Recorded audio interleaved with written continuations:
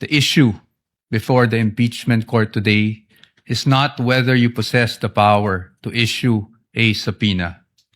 The real issue is whether such power may be exercised in a manner that disregards due process and compels the production of documents and information beyond what is allowed by law.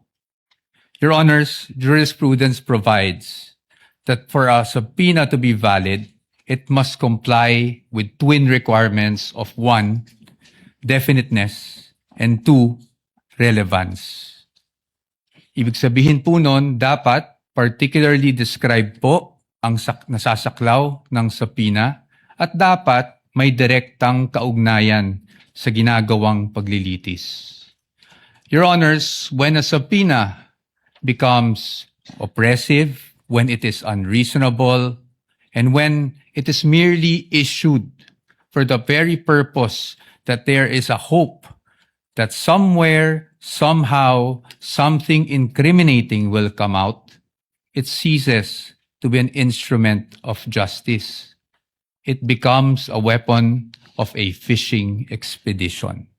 And that is exactly what confronts this very court today. And that is why the defense has taken the position that the prosecution's requests must be denied. Allow me to explain, and let me begin with constitutional points. Our first point, Your Honors, due process. Impeachment is primarily a legal and constitutional procedure with political characteristics. It is sui generis, but it is not a purely political proceeding. Ibig sabihin po nun, the Bill of Rights, especially the due process clause, applies in all stages of the impeachment process.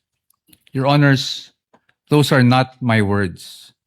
Those are the words of the Supreme Court in Duterte versus House of Representatives. And that is the law of the land. When we speak of due process, we offer a simple proposition that evidence must be present to support each and every accusation. Pero hindi po yon yung nangyari dito. Balikan po natin kung saan nagsimula itong proceeding na ito. I have here with me, Your Honors, copies of the Zabalia and Cabrera complaints, both filed before the House of Representatives. Both accused the Vice President of allegedly amassing unexplained wealth, both with voluminous attachments, yet not one attached a document to support that accusation. Not a single financial transaction record, not even a single SALN. In fact, it was only after these complaints were filed, and more significantly, only after the respondent had filed her answer before the Committee on Justice, that committee started searching for evidence to somehow support these accusations through, again, the issuance of subpoenas. Your Honors, we objected then, and we are still objecting now, because with all due respect, the position of the defense is that is the very definition of a fishing expedition. Your Honors, in our legal system, it is not permitted to accuse now and then just look for proof later on. That is not how due process works. Hindi po dapat natin pinapayagan yan. Moving on to my second point, Your Honors, let's talk about relevance. It is our position that the requests of the prosecution are in fact fatally overbroad. Bakit po fatally overbroad? An impeachable offense is an act or omission committed while the public official is occupying an impeachable office, not before being elected or appointed to such position. Again, Your Honors, those are not my words. Those are the words of the Supreme Court in Duterte versus the House of Representatives. That is controlling, and that is the law of the land. Yet here, Your Honor, today, the prosecution is requesting for documents spanning almost 2 decades, almost 20 years, dating as far back as 2007. Your Honors, it is a fact na noong 2007, ang respondent ay vice mayor pa lamang. Definitely not an impeachable office, Your Honors. How is that relevant? It is the position of the defense that it is not. In fact, what that is an unlimited search throughout a person's financial history. That should not be allowed. Your Honors, if a subpoena is not narrowly tailored, it is oppressive. For these reasons alone, we are of the position that the request should already be dismissed. Nonetheless, if the impeachment court were to extend its utmost liberality, which the prosecution have asked for in their memorandum, we'd like to point out, Your Honors, that Congress itself, the Senate and the House of Representatives, enacted laws that specifically prohibit the disclosure of these information that the prosecution is asking for now. Let us go through them one by one. Let's start with RA 9160 as amended by RA 11521, which is the Anti-Money Laundering Act.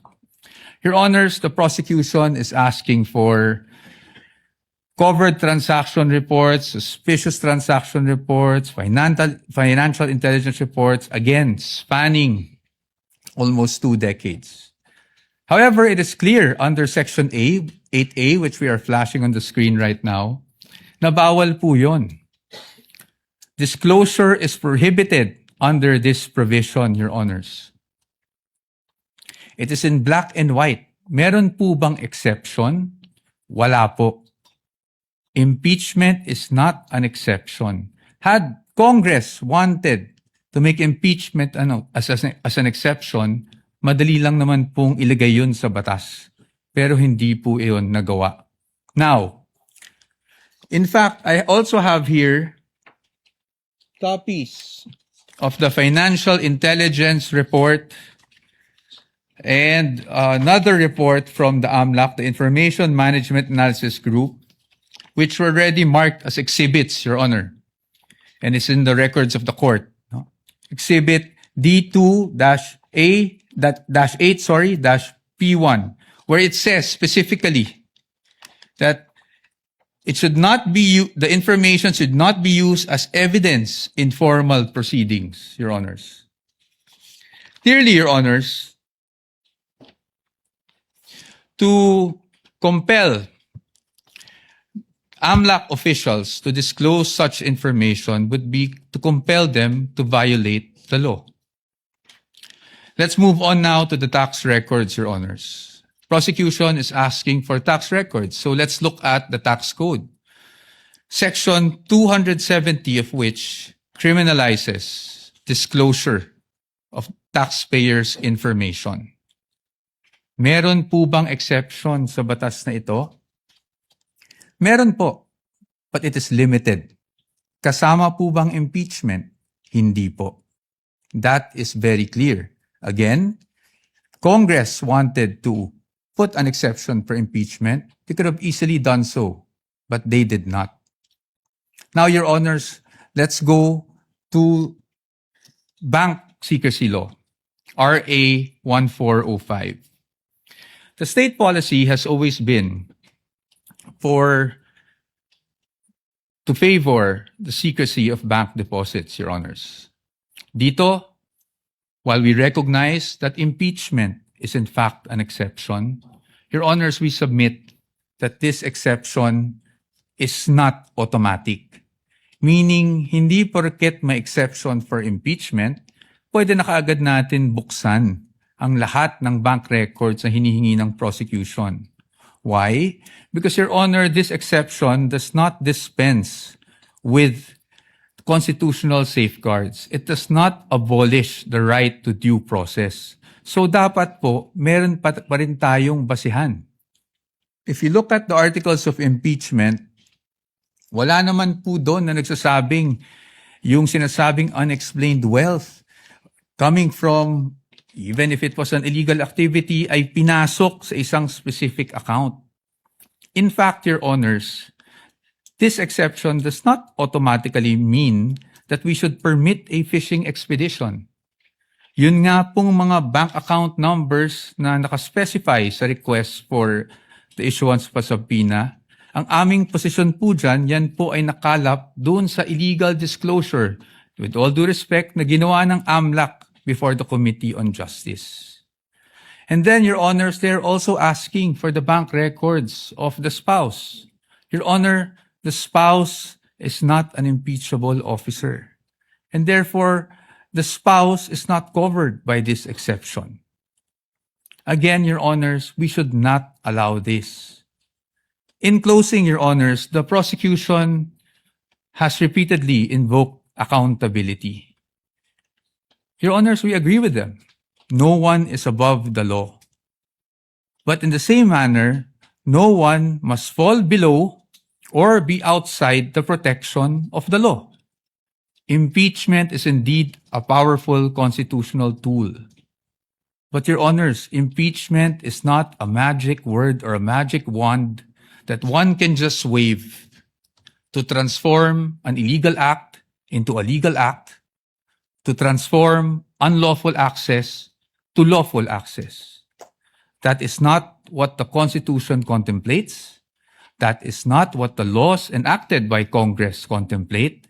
And that is not something that the Honorable Impeachment Court should allow.